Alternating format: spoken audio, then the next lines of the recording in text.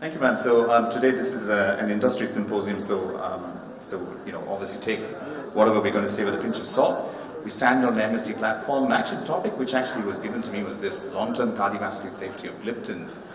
So now, we have a multitude of trials with cardiovascular safety, with oral and injectables, and this is just like a recap of the DPP4s, which is it is very important because I think these trials were the landmark, because these trials actually started off with the cardiovascular safety outcomes, which actually then led on to cardiovascular superiority, and then it's kind of given us a clear picture of what to do with these complicated type 2 diabetes patients with cardiovascular disease or without them. So these are my conflicts of interest. As I said, I stand on an MSD platform.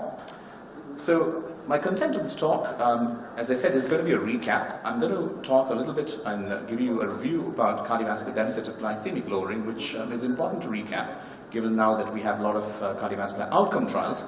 I'm also going to talk to you about the cardiovascular safety outcome trials with particular relevance to DPP4 inhibitors. I'm not going to include Carolina, because Carolina is not yet published, and obviously, yes, this is another platform. And then I'm just going to give you a brief overview and some clinical take-home messages from what we can kind of glean from these factors. So the cardiovascular benefit of glycemic lowering. So this, continues to be a controversy. But I think if you just look through this table and if you look at what would glycemic lowering do, that's intensive versus conventional, yes, it started with an unclear outcome, but I think we do have a picture now.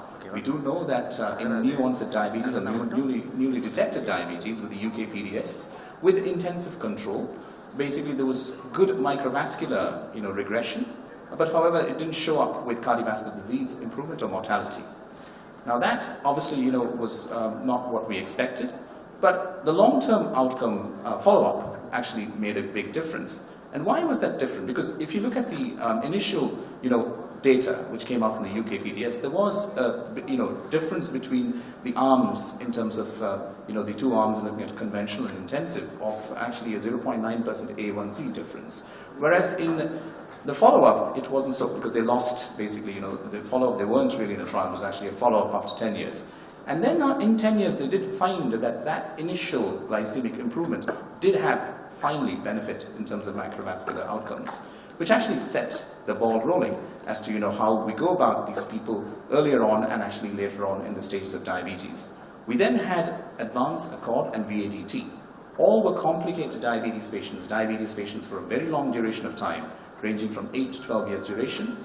And these people also had an intensive arm and basically, a conventional standard treatment arm, where basically the glycemia was controlled very strictly. And if you look at the difference between A1Cs between these two arms, it ranged between somewhere like 0.8% to 1.5%. And what we expected was, well, would this also cause macrovascular improvement? Now, however, this didn't happen. What we had was improvement of microvascular outcomes, which was very good across all these trials. However, the macrovascular outcomes didn't improve. Now, this was just because, the UKPDS would have happened later. The VADT follow-up trial actually just was published, a few months, maybe a month ago, which actually looked at data 10 years, hence. And that also didn't show any benefit in terms of macrovascular outcomes. So it actually gives us a clear picture now. We do know that lowering A1C may prevent macrovascular disease if started early. Now, whatever you do, you treat it early, you will have a sustained effect on macrovascular disease later on. It's going to be slow, but the effects obviously take a very long time.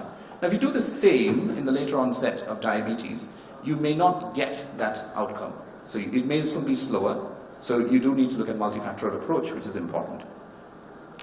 Now, if you take that away of cardiovascular, if you're looking at glycemic outcomes and looking at outcomes from lowering A1C, and then you ask about the rationale of cardiovascular safety outcome trials, and if you actually ignore the primary point of glycemic lowering, which actually all these drugs do, and then you ask the question, do anti-diabetes drugs actually lower the risk of cardiovascular disease in a high-risk cohort when you take glycemia out of the equation? Now, how do you ignore this? This is what was called as a glycemic equipoise, meaning that you maintain the glycemic between both the arms and you try to see whether basically there is an improvement.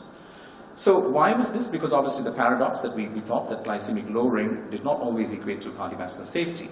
Now, this clearly was exemplified with the glitazones in terms of pioglitazone and rosiglitazone. We had this issue about cardiac issues in terms of heart failure and also cardiovascular events. So with that background, the cardiovascular safety studies of gliptin started. Now, at that particular point of time, now this has changed just maybe a few weeks ago.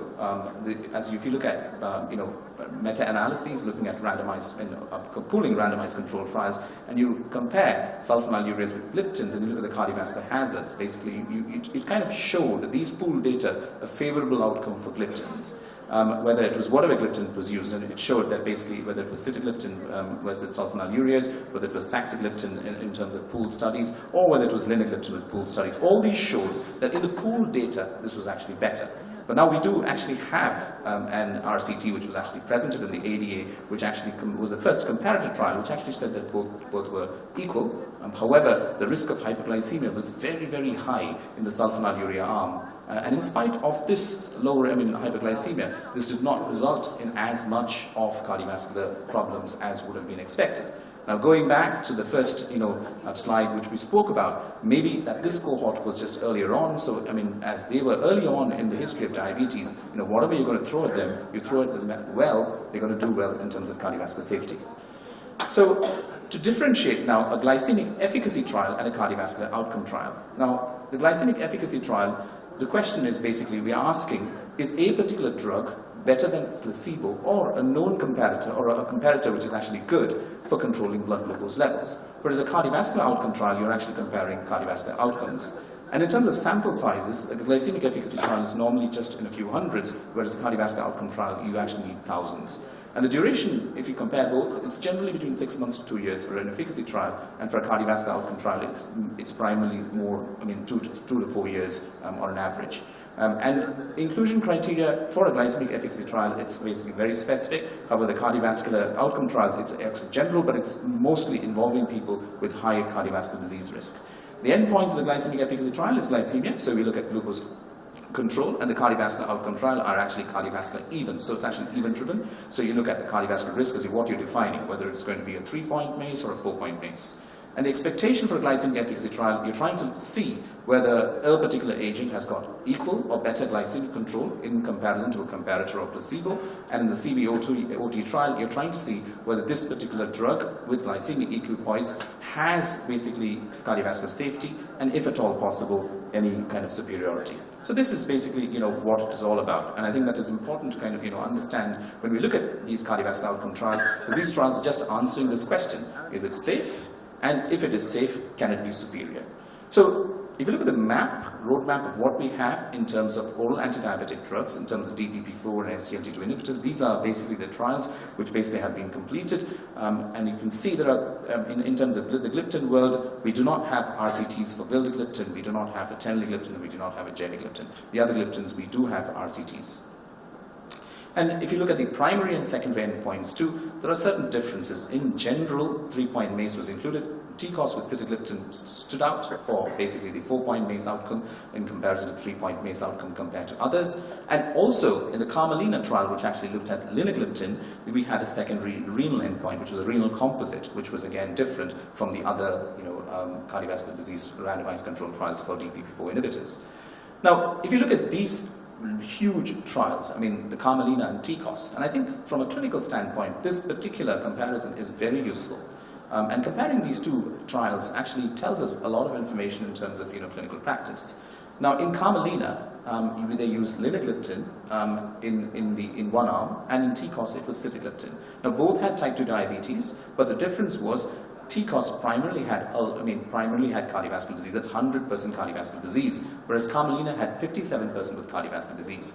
However, in Carmelina, people had cardiovascular disease and a chronic disease, which were more in comparison to TCOS. Another important aspect, as I mentioned, if you look at cardiovascular outcome trials or glycemic efficacy trials, you look at A1C, and for a cardiovascular outcome trial, you need to maintain glycemic equipoise. So the equipoise in Carmelina was 0.36, and in TCOS it was 0.2. In terms of numbers, the maximum number was with actually TCOS with sitagliptin, where it was 14,671 patients. And as both were event-driven, one TCOS was around 3 years, and Carmelina was around 2.2 years. Now, as far as EGFR, as I mentioned, that is an important aspect. If you look at TCOS, and if you compare it with Carmelina, the EGFR less than 60 was more number of people were included in the Carmelina. And as far as baseline heart failure was more in TCOS, which actually addressed a particular concept of cardiovascular disease safety. And if you look at people from India, you actually had more than 1,000 patients from the TCOS study actually emanating from India. And in terms of the routine background metformin use, you had an 81% usage of metformin in TCOS compared to 54% in Carmelina. So this interesting comparison actually tells us a lot about the patient's characteristics in terms of when you're looking at both these trials. And now if you look at, again, the primary endpoints, so if you focus primarily on, you look at TCOS and actually Carmelina, you actually do note that the 4-point MACE basically was non-inferior. Carmelina basically also had basically a 3-point MACE, which was non-inferior. The secondary outcomes throughout basically, were good. However, the secondary outcome included a renal composite in Carmelina, which was different, which was not included in any other DPP-4 inhibitor trial. So the 3-point MACE outcome is what we are interested in terms of cardiovascular safety. If you look at TCOS, basically the cardiovascular death in a 100% cardiovascular disease background was less in spite of the huge population, which actually stands out if you look at comparing these two trials. And if you look at certain interesting aspects, we do know that sabertini basically had an increased hospitalization of heart failure, which was not the case in the other huge trials. And in fact, basically with the maximum number in TCOS, basically the hospitalization of heart failure stood exactly at unity. If you look at cardiovascular death, as I mentioned, there are two important aspects to glean from these trials. Now, Examine was a trial with allogliptin, which was basically done in an immediate post-MI setup. And as you can see, basically, that they showed that actually the cardiovascular death hazard ratio was actually, better. And the same was gleaned out from TCOS, where the cardiovascular death was much lower. So it is interesting to look at the populations which were used and how this basically, played. So what we can, obviously these are different populations, but if we're specifically going to answer a particular question from a clinical practice, if we were to glean and learn from these trials, you need to look at the background populations.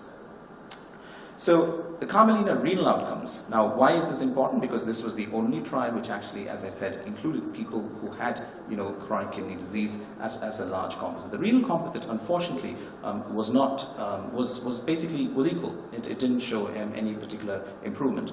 There was no change in sustained end-stage kidney disease or renal death.